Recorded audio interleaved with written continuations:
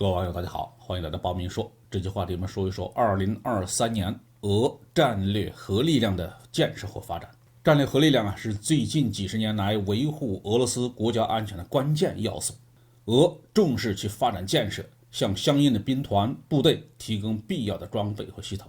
2023年这一进程在继续。根据俄罗斯军事评论网站的报道，俄罗斯战略核力量的所有要素都将获得新型武器装备。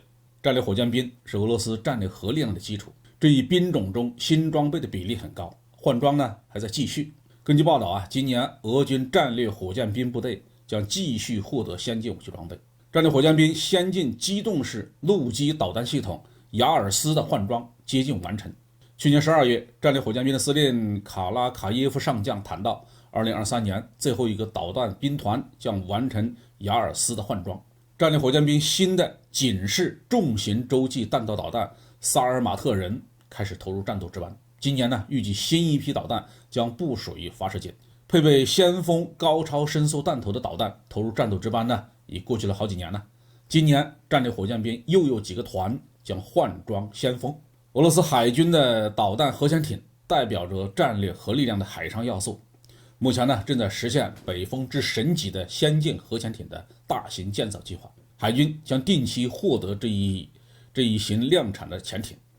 去年12月，新一艘 955A 型斯沃洛夫大元帅号战略导弹核潜艇加入海军系列，随后将前往太平洋的长驻地担负战备值班任务，成为战略核力量的新的战斗单位。以远程战略轰炸机为代表的战略核力量空中要素正在更新升级。1年之前呢，卡山航空工厂开启了全新建造首架图 160M 战略轰炸机的工厂试验。目前呢，飞机通过了主要的检验，不久的将来用户就能接收。今年呢，俄罗斯空天军将获得多架按最新的方案升级的图 95MS、图 22M3 和图160。俄军战略航空兵经常参加保卫顿巴斯的特别军事行动，远程轰炸机借助制式的武器多次打击乌军的目标。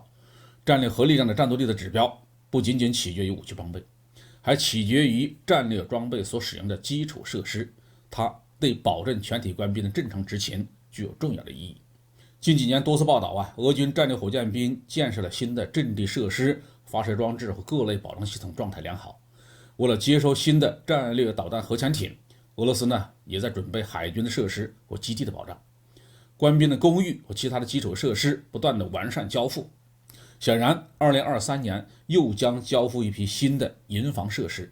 太平洋舰队今明2年要接收好几艘新的潜艇，这对海岸的使用提出了一定的要求。俄罗斯还要继续进行机场的大规模的升级改造，包括战略航空兵机场，不仅仅是建设与机场和航空装备使用直接相关的设施。俄罗斯向来将它的战略核力量定位为维护国家安全的狼牙棒，历来十分重视它的发展。现在正在建设和更新必要的设施，生产必要的型号。俄罗斯总统普京承诺，战略核力量中先进型号的比例近几年不低于 80% 到 90%， 将对其随行战略遏制任务的能力产生积极的影响。战略核力量的建设其实也是一个不间断的上升的过程，需要定期的进行新的订货和轮换，需要交付新的设施。2023年这一方向的工作将继续，因此部队将掌握新装备并投入战斗值班。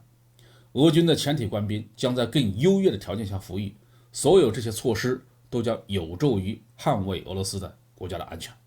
好，这句话题我们就说到这里。